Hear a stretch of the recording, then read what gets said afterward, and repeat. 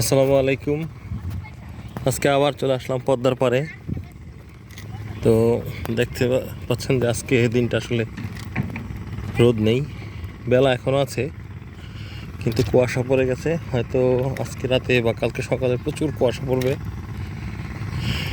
একটা বৃষ্টিও নামতে পারে। কারণ বৃষ্টি হলে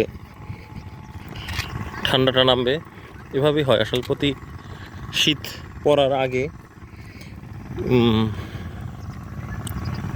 বৃষ্টি পড়ে, বৃষ্টি পড়ার পর প্রচণ্ড ঠান্ডা শুরু হয়।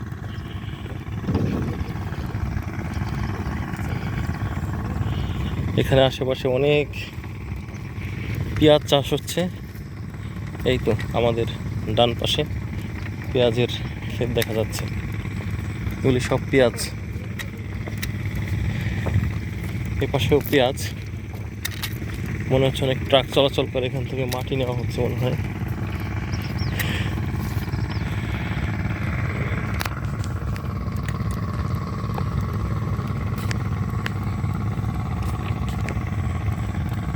হলো পদ্মার চর।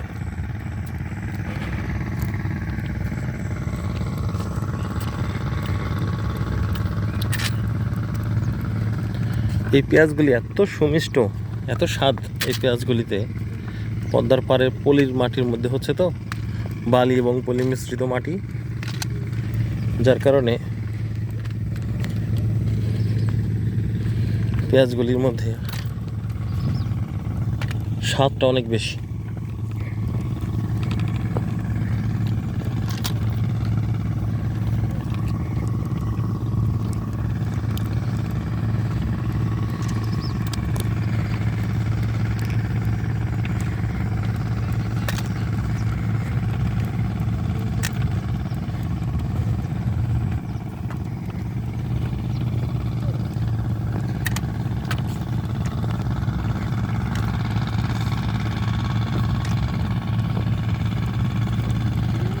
যেখানে পালং শাক দেখতে পাচ্ছেন, পালং শাক চাষ করা হচ্ছে।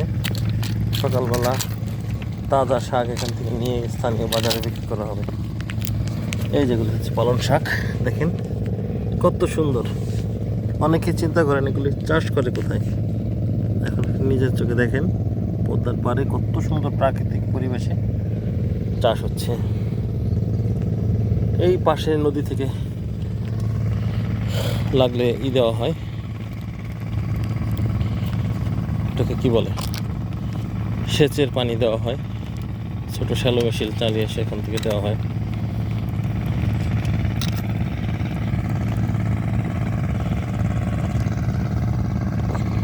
মাঝখানে সর্ষে বোনা হয়েছিল, কিন্তু এখান থেকে ট্রাক যাওয়ার কারণে সেই সর্ষে আর ক্ষেতটা নষ্ট হয়ে গেছে মনে হয়।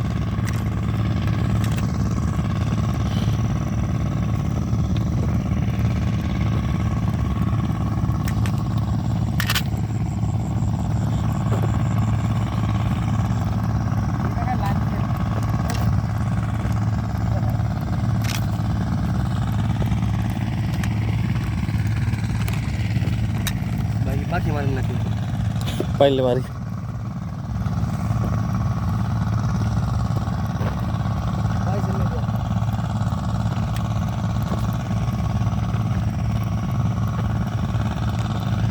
এই ডান পাশে হচ্ছে কলা বাগান, বিশাল বড় বাগান দেখা যাচ্ছে।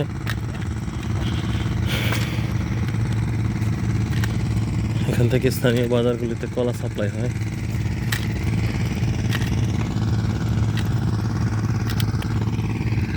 এটা অনেক বছরের পুরনো, কি সুন্দর ঘন হয়ে উঠছে ভিতরটা। আসলে কলা চাষ অনেক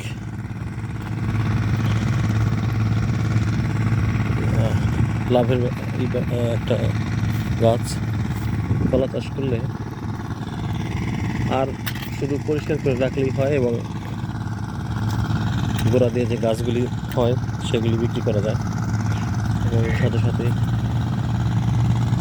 পরবর্তী কলা গাছটি রেখে দেওয়া যায় চাষের জন্য। দেখেন ওই দূরে চরের ওই পাশে ড্রেজারের যে বালুর ট্রলারগুলি সেগুলি যাচ্ছে লাইন ধরে, ওই একটা এবং মাঝখানে ধানের হালি চাষ করা হয়েছে। এই চরটা বলতে গেলে পুরোটাই ধান চাষ করা হবে।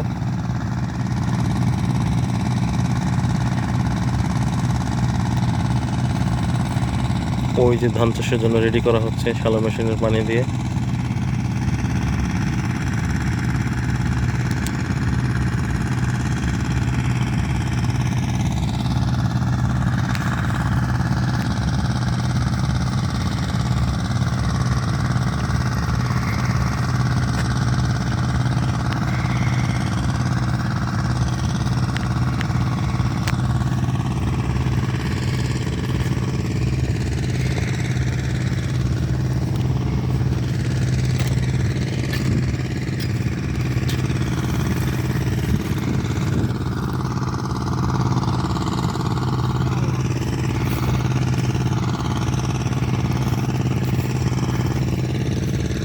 এই যে এই গাছগুলি ভেসে আসছে বন্যায়, যখন পানি বাড়ে বিভিন্ন জায়গায় গাছগুলি ভেঙে পড়ে, সেগুলি ভেসে সেভাবে পদ্মার পাড়ে আটকে থাকে।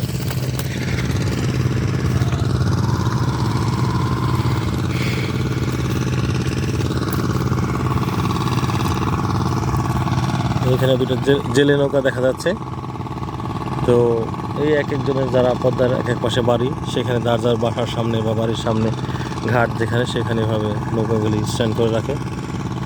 নৌকাগুলি এখানে রাখার পর আবার সময় হলে মাছ ধরতে বেরিয়ে যায়।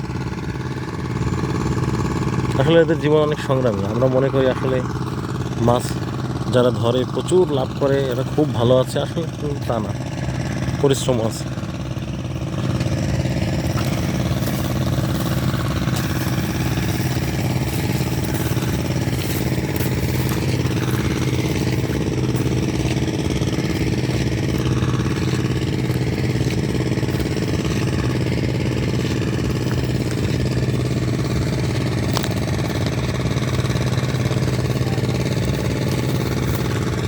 দেখেন এই পাশে এই ক্ষেতে বোনা হয়েছে সরিষা। এখানে সরিষা বোনা হয়েছে, বড় হয়ে উঠছে।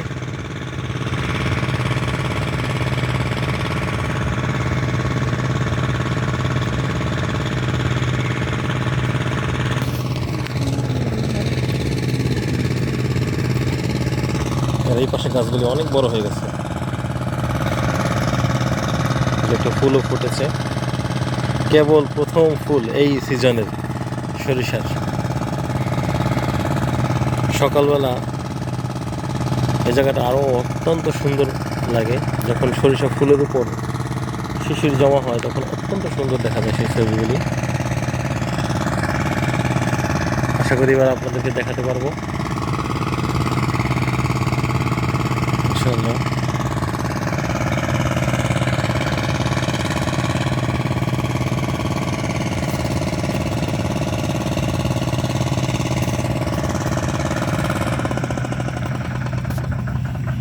মূল পদ্মাটা আসলে যে ওই যেখান থেকে ট্রলারগুলি চলে যাচ্ছে ওইখানে, তার মাঝখানে পুরো বিশালটাই চর জেগেছে এবার।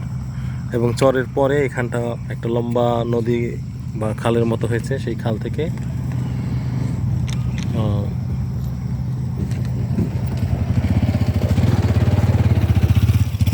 থেকে মাছ ধরা হয়। এখানেও জায়গায় জায়গায় জাল পাতা আছে এবং সেই মাছগুলি ধরে এরা নিজেরাও খায়, বাজারেও বিক্রি করে।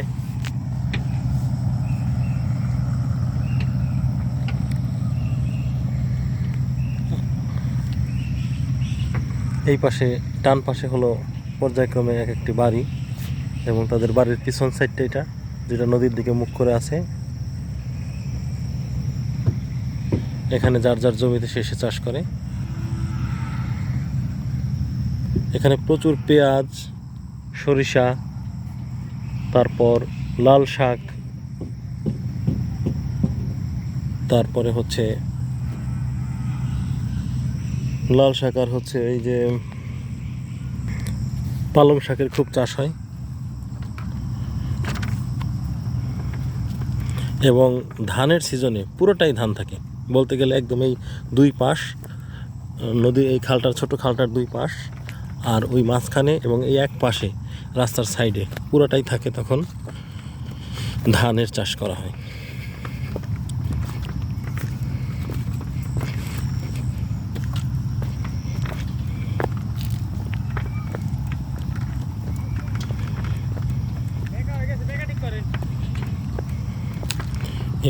এই মাটি অত্যন্ত উর্বর, খুবই উর্বর। এই মাটিতে যা দেওয়া হয় বলতে গেলে বিনা সারে চাষ হয়ে যায়, ফসল হয়ে যায়। এই দেখুন এখানে পেঁয়াজ কিছুটা বড় হয়েছে, এটা একটু আগেই বনেছিল মনে হয় ওরা। দেখেন পেঁয়াজ বড় হয়ে গেছে এখানে। পেঁয়াজ চাষ আসলে খুব যত্নের জিনিস, সুন্দর মাটি প্রয়োজন হয় এবং সে মাটিতে খুব ভালোই হয় পেঁয়াজ, যে মাটি এটার জন্য খুবই উপযোগী। কিন্তু এই মাটি তো সারা বছর জেগে থাকে না।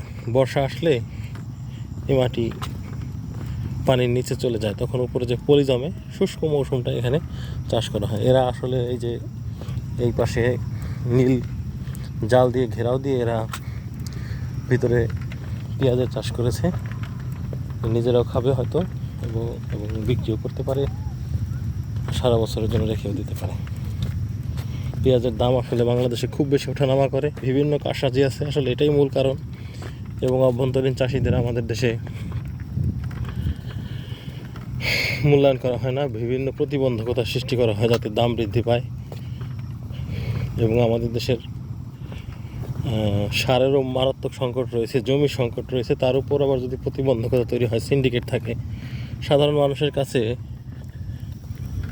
সেই পেঁয়াজ আসলে অনেক দামি হয়ে তখন ধরা দেয়, যেটা আমাদের দেশের জন্য খুবই ক্ষতিকর, জনগণের জন্য খুবই বিটার এবং তিক্ত একটা অভিজ্ঞতা।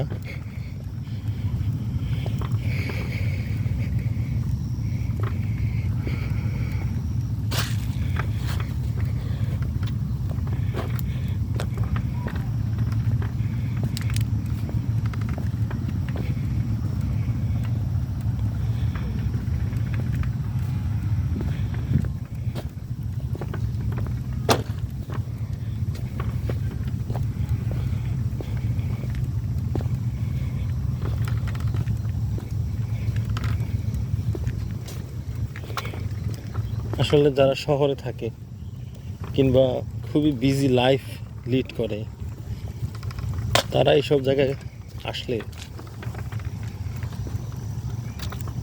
মনে হয় না খুব অল্প সময় ফেরত যেতে চাইবে।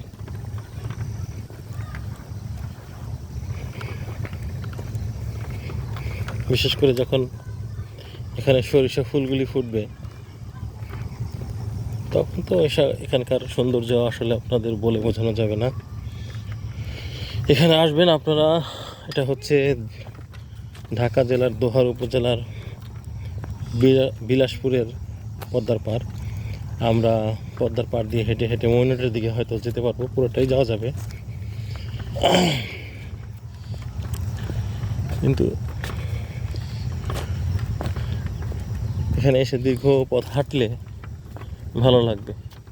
আমাদের উপজেলায় এখানে খাবারের দোকান টোকান আছে, কিন্তু এখানে আপনি অতটা দোকান টোকান পাবেন না ময়নাট ছাড়া।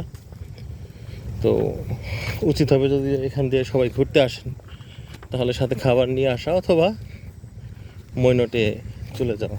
এখানে আসতে হলে আপনাদের পায়ে হাঁটতে হবে, আর যদি শুষ্ক মৌসুমে আসেন হোন্ডা নিয়ে যেতে অনেক কষ্ট হবে, কিন্তু যেতে পারবেন।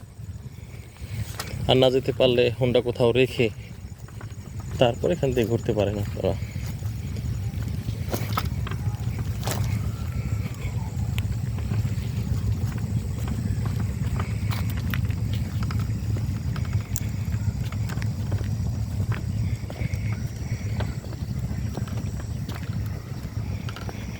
খুব সম্ভবত এখান দিয়ে একটি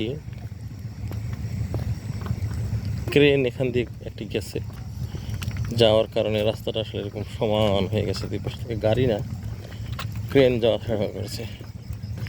এই ক্রেন যাওয়ার কারণে বেকু গাড়ি যেটাকে বলে, এই রাস্তাটা তৈরি হয়ে গেছে এখানে এরকম দুই পাশ দিয়ে।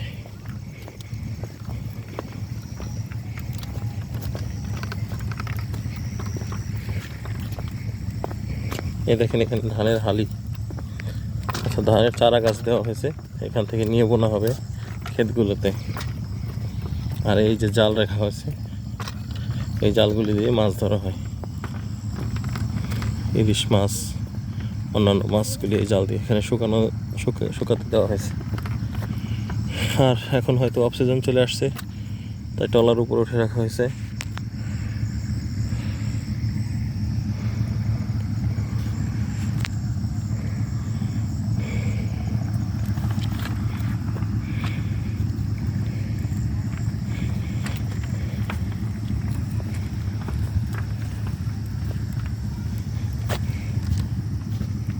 এখানে আমরা মাঝে মাঝে আসি ঘুরতে। আজকের ভিডিও এখানেই থাকুক, আরেকদিন আপনাদের সাথে দেখা করব, নতুন কোনো ভিডিও নিয়ে আসবো। ভালো থাকবেন সবাই, সুস্থ থাকবেন, আল্লাহর রহমতে। আল্লাহ হাফেজ।